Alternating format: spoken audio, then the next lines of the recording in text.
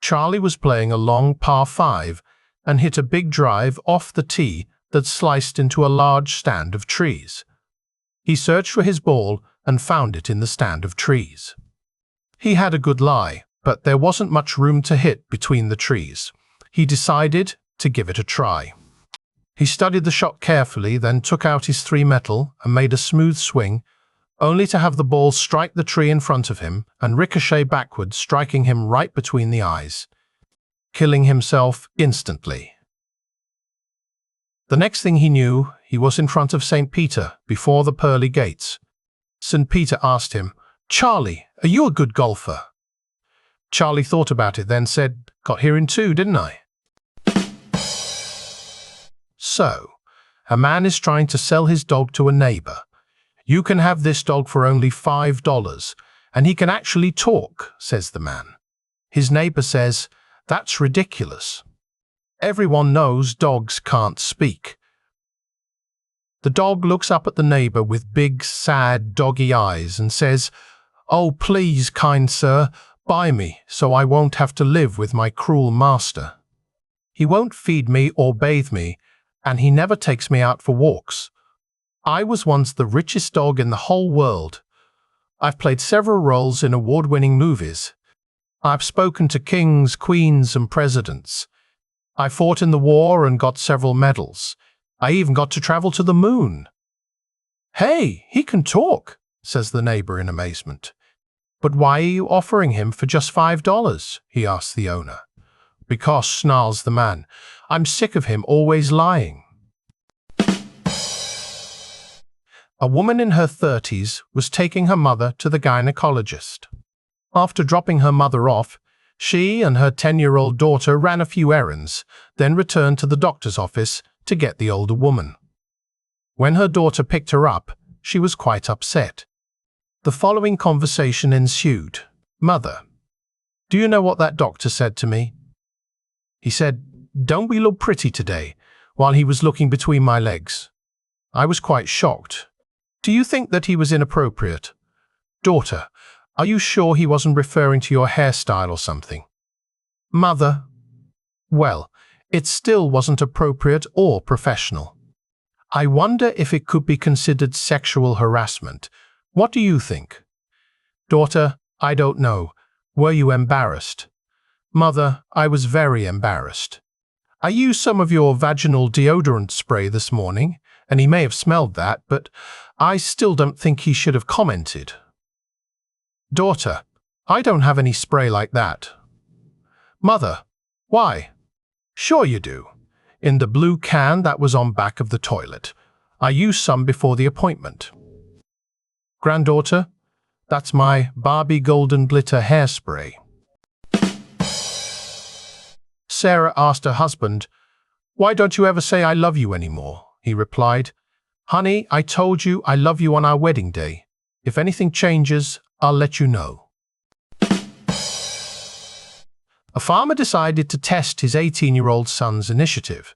He gave him a duck and told him to go into town and come back better off.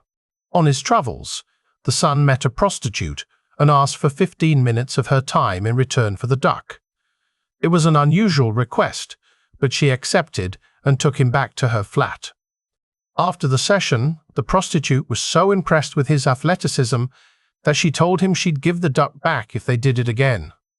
So later that day, he still had the duck, and he'd enjoyed himself a great deal.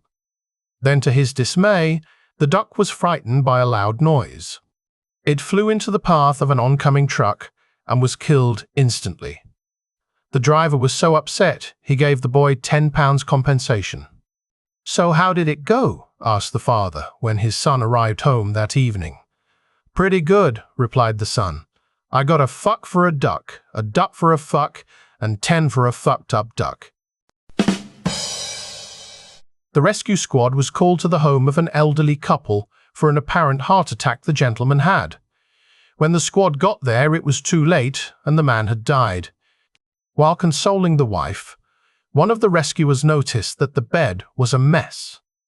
He asked the lady what symptoms the man had suffered and if anything had precipitated the heart attack. The lady replied, "Well, We were in bed making love, and he started moaning, groaning, thrashing about the bed, panting and sweating. I thought he was coming, but I guess he was going. Women are like apples on trees. The best ones are at the top of the tree. Most men don't want to reach for the good ones because they are afraid of falling and getting hurt. Instead, they sometimes take the apples from the ground that aren't as good but easy.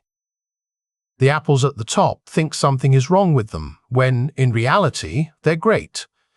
They just have to wait for the right man to come along, the one who's brave enough to climb all the way to the top of the tree.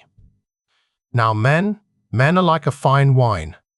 They begin as grapes, and it's up to women to stomp the shit out of them until they turn into something acceptable to have dinner with. Joe bought a new luxury SUV but brought it back to the dealer because he heard something like golf ball sounds coming from the trunk. The dealer gave him a new loaner and wrote the car up for repair. Customer reports a sound like golf balls are coming from the trunk. Repairman writes up his report, causes golf balls in trunk. Repair made, golf balls removed from the trunk. Sarah wanted a new living room set, but her husband kept saying no. Every day she would ask him to please let her have the set, and every day he would say no. One day, he decided to end this discussion once and for all. When Sarah asked, he looked at her and said, "You can have that living room set you have been wanting, but only on one condition." Sarah was so excited. "Anything you want, honey?" "Well," he began, "when you grow hair on your chest, I'll buy you that living room." "Grow hair on my chest?" Sarah was devastated. "How am I going to do that?" Her husband just smiled and went off to work. Arriving home that night, he found Sarah waiting for him. Her eyes sparkled, and the smile she wore was almost as big as the day they wed. "Honey," she trilled, "I ordered my living room set this afternoon." "You did?" her husband stammered. "You have hair on your chest now?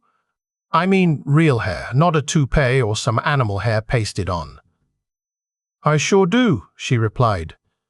"No way, let me see it," replied her husband. "Okay," she said as she lifted up her skirt. "There it is," she pointed to her privates. "Honey, that is not your chest." "Oh yes it is. Before we were married, it was your hope chest. Since we've been married, it's been your tool chest. And if I don't get my living room set, it's going to be the community chest."